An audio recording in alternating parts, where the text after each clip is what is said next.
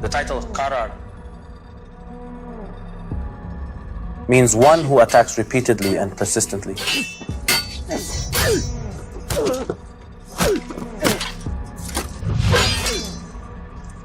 This title was given to Imam Ali alayhi salam by the Jewish people during the conquest of Khaybar.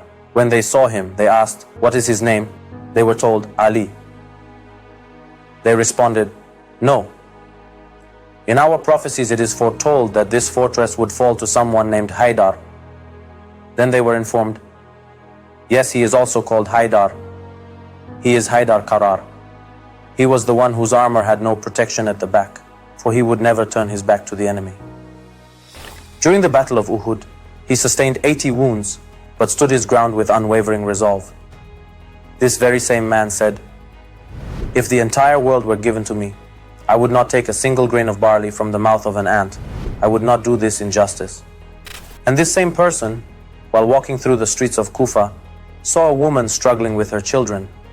Unable to carry a heavy load, he offered, "Shall I help you?" She replied, "Yes." He asked, "Do you not have a husband to help you with this hard task? Such work is difficult for a woman."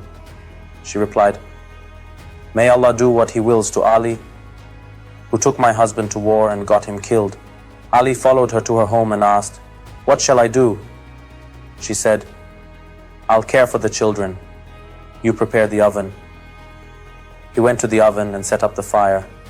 This man was the Khalifa of the Muslims. He held the sword Zulfiqar, which he had preserved Islam with. And when faced with someone's grief, he responded with such humility. Only later did the woman realize this was the head of the government himself. There was an incident where the armor of Amir al-Mu'minin Ali alayhi salam was stolen. He saw his armor in the hands of a Jewish man. So he defended his right, saying, "This belongs to me." But the Jewish man replied, "No, I have bought it." Imam Ali responded, "I have proof." The man refused to return it.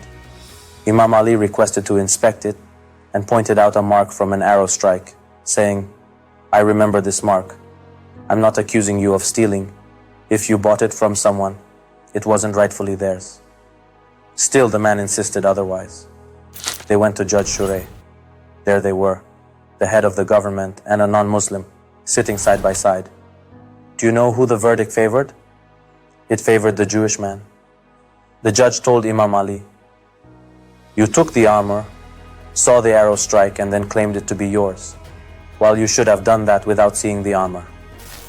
While leaving, the Jewish man converted to Islam, saying, "This is the Khalifa himself. He appointed this judge. And yet here he is, accepting the judgment against himself. How can I not embrace such justice?" Do you know the basis of the United Nations Administrative Charter in 2003? Do you know what document the United Nations chose as its model for governance? It was the letter of Amir al-Mu'minin Ali alayhi salam to Malik al-Ashtar.